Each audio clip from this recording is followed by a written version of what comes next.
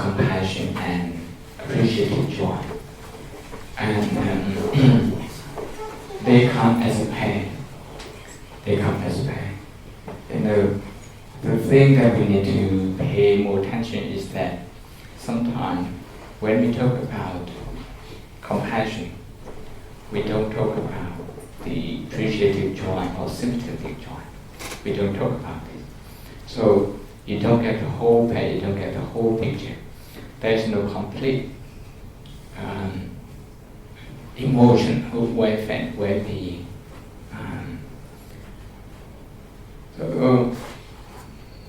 And yet, sometimes when we talk about vipassana meditation,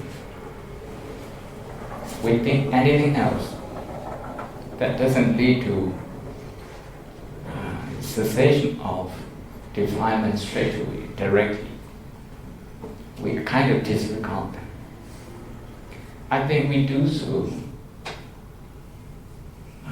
to the detrimental of our vipassana meditation itself. So, my point is that it doesn't matter if you are any meditation practitioner of any tradition within the rich traditions of Buddhism, maybe Theravada, many among Theravada as well, and also Mahayana, East Asian, and Tibetan Vajrayana. I'd like to impress on you that compassion is very important. Equally important is the appreciative joy. The Pali word karuna and mudita.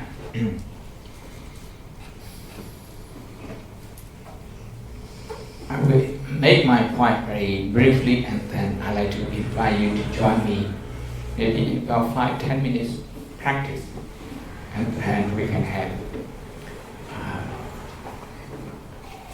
discussion afterward.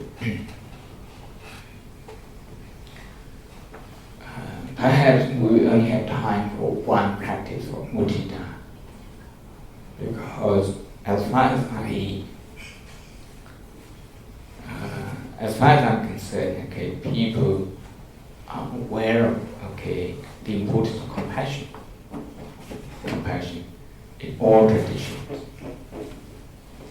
But very easy, very obvious, yet very often overlooked is mudita. But before the practice, I'd like to illustrate how these two they are, or they form a pair of qualities, in promoting our emotional welfare and well-being. First, the importance of emotion. I think in meditations, when we do meditation, we don't often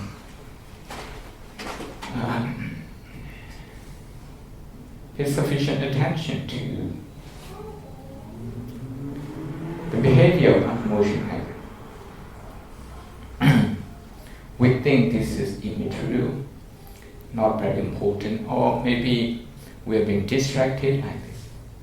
But I like to say once again that emotion is where we can see where our behavior comes from. If we observe our emotions, we will see how our habit has been formed. Is it irritation? Is it annoyance? Is it the mood swing? Is it the negative attitude? No. Anything, any of those habits, we can actually decipher our emotion and find them and correct them. I would go as far as claiming that the defilements, what we call defilements in the Buddhist tradition, starting from 3 defilements: greed, hatred, and delusion. They are all negative emotion. Negative emotion. So it's very important to pay attention to emotion in our practice. Then you might ask me, okay, where can you find emotion in the Eightfold Path? In the Noble Eightfold Path? Which factor, okay, you can find emotion out of the 8? I like to point out it's part of wisdom. Knowing emotion is part of wisdom. The second one, usually people translate it as right thought, samma sankappa. Right thought. Some people translate it as right intention, right thinking. But when you actually examine the Buddha's own definition of what right thought is, you're going to see three definitions. Okay. One is non-destructive thought. Permit me to add the Pali word, I will repeat that many times. Abhidhamma sankappa. Non-destructive thoughts. This is what we usually translate as loving kindness. Thought based on loving kindness. Loving kindness is the positive emotion, the purification of anger, hatred, irritation, annoyance, agitation, frustration, all of those. And the second definition of right thought is non-violent thought. The Pali word is avihimsa sankappa. This is compassion. Compassion. So compassion is part of the Eightfold Path, part of the second factor. The third one, the third definition of right thought is the ability to let go. When we have emotional problem, we cling to things. Okay, the mind will spin on one particular issue that we have trouble with. It's all automatic, it's all autopilot. So the ability to let go, again, if we talk about the habit of the subconscious mind, where emotion is closely associated with. Again, we are talking about the importance of emotion. So sometimes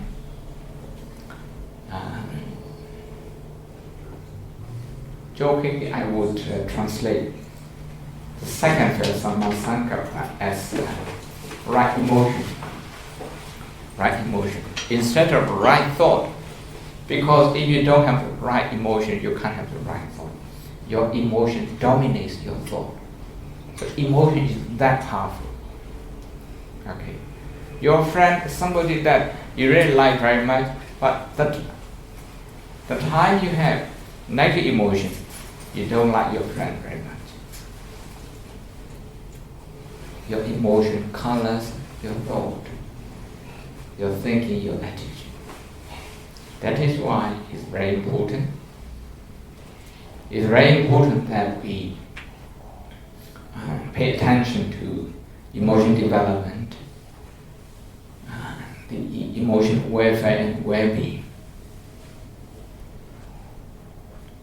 Or shall I say emotional health. It's very important to pay attention to this. Then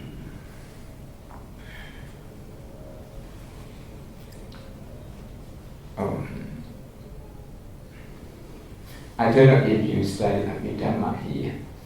Abhidhamma, we studied a lot of Abhidhamma in Myanmar. Most of the texts were written in Sri Lanka. And the text I'm referring to, the basis of Abhidhamma. For some reason, it summarizes the four Brahma Vihara, the four divine beings, into karuna and mudita, and uses the word from the Buddha's own word to qualify them as limitless capacity, apamana, limitless capacity. That is, if you have compassion and appreciative joy, your capacity to take pain, to take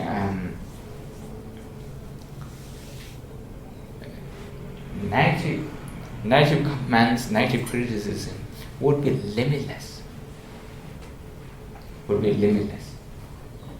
In the same way, your ability to enjoy the good thing in your life would also be limitless. Now, let me say a few words about being limited and limitless.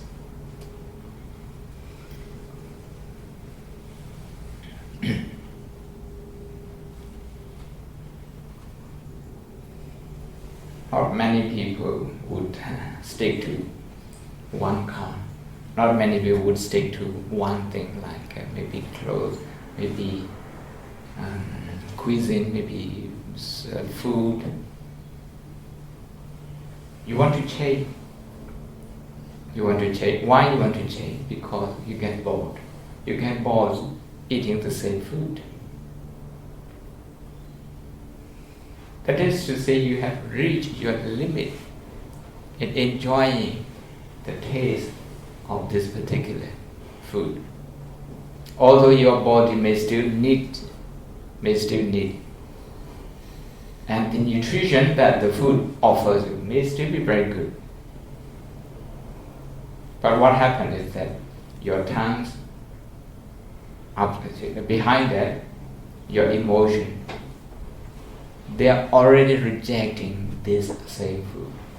It's almost a crime to be cooking, the same food for a few days.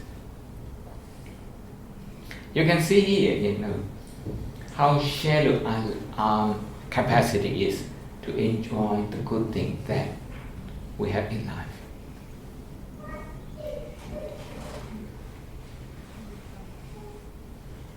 If you can enjoy listening to the same music, I wouldn't say all your life, but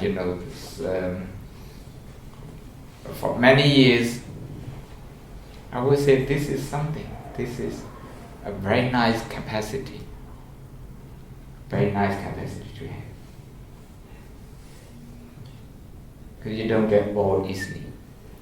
Your ability to appreciate is deeper. So this is mudita.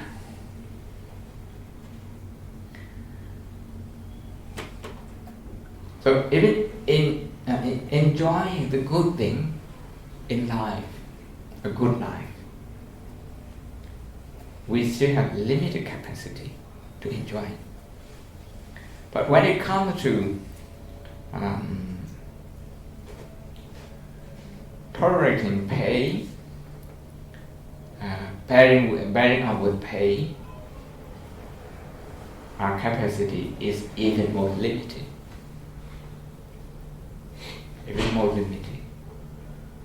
If somebody says something negative to you, I don't think, you want to consider this person as your friend anymore. You have reached your limit in understanding why this person is saying this when he says it. So that is to say,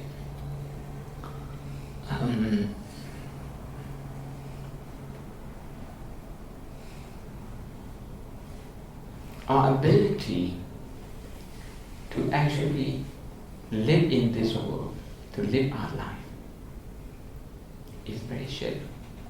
It's not that deep, our ability.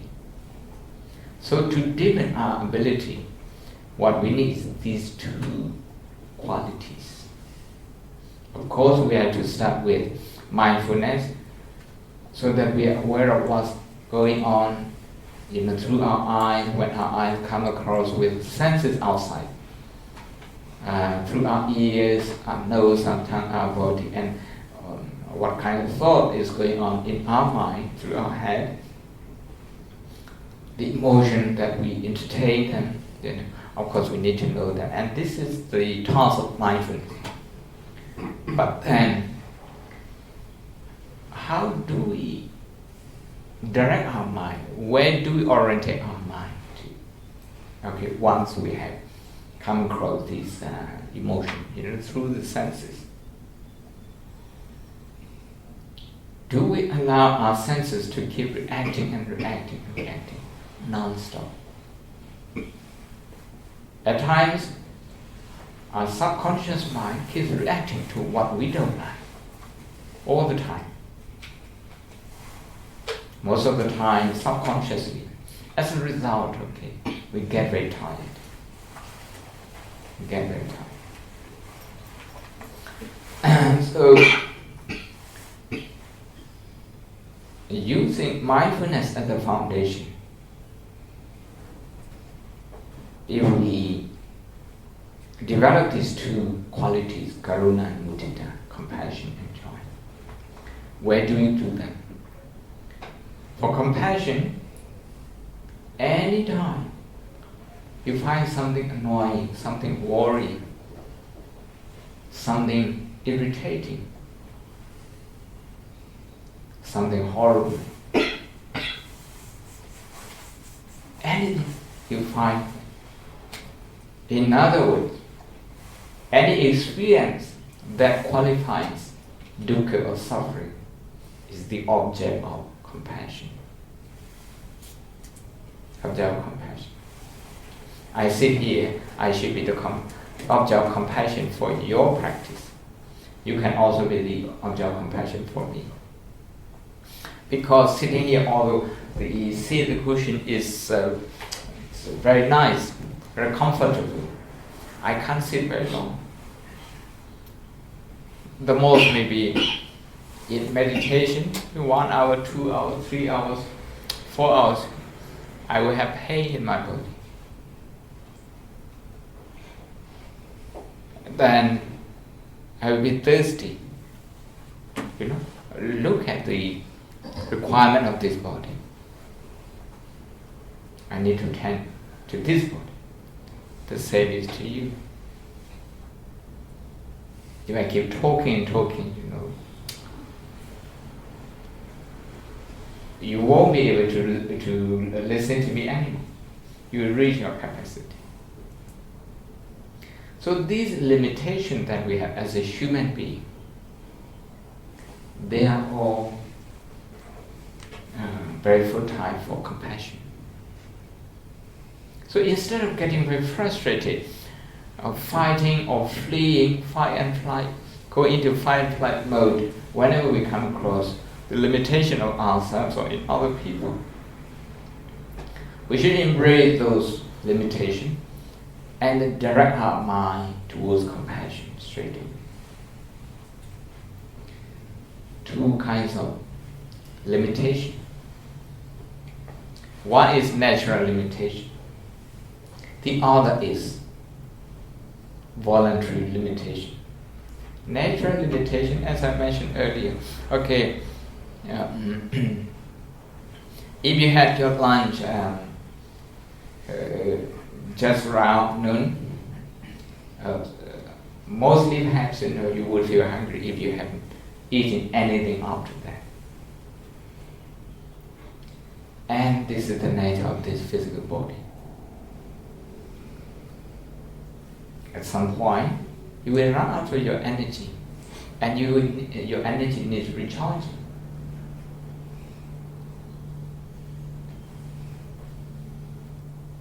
To recharge your energy, you need a house. To fill your stomach, you need to work, you need to earn. All those things. And when you go out there is competition in the society. You know. So we always have to do more than we need. More than we need in order to be accepted in society. But so far, these are involuntary suffering, shall I say, involuntary limitation that we have. But on top of that, if we actually buy the game of competition and start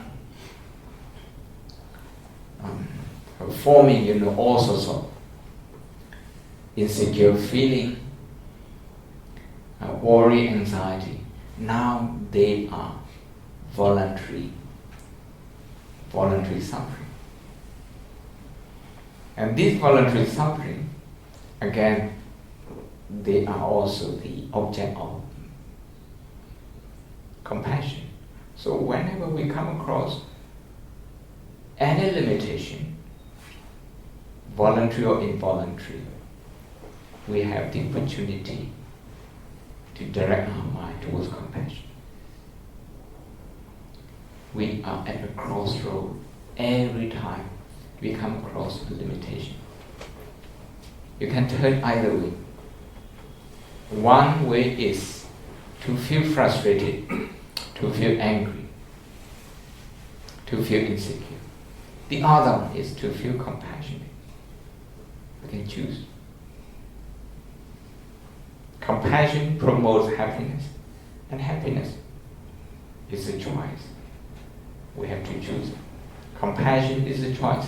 We can choose it. Now, appreciative joy, mudita.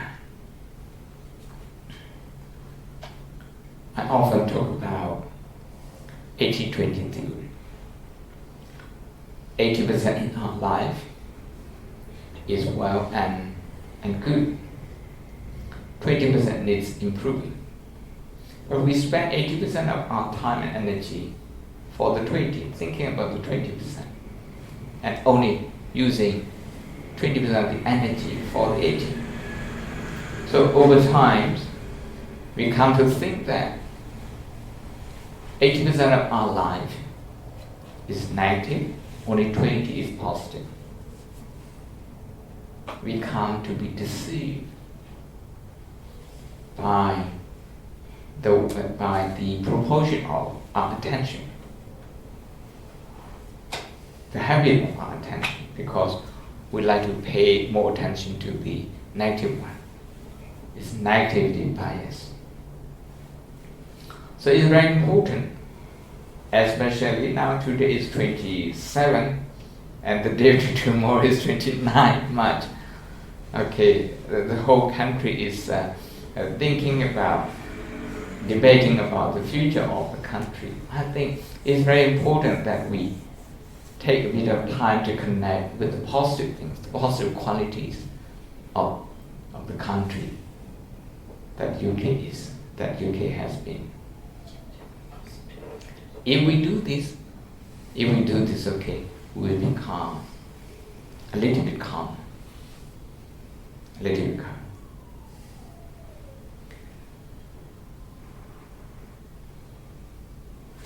So, here at the Buddhist Society, it has been in existence for such a long time. So first in the UK,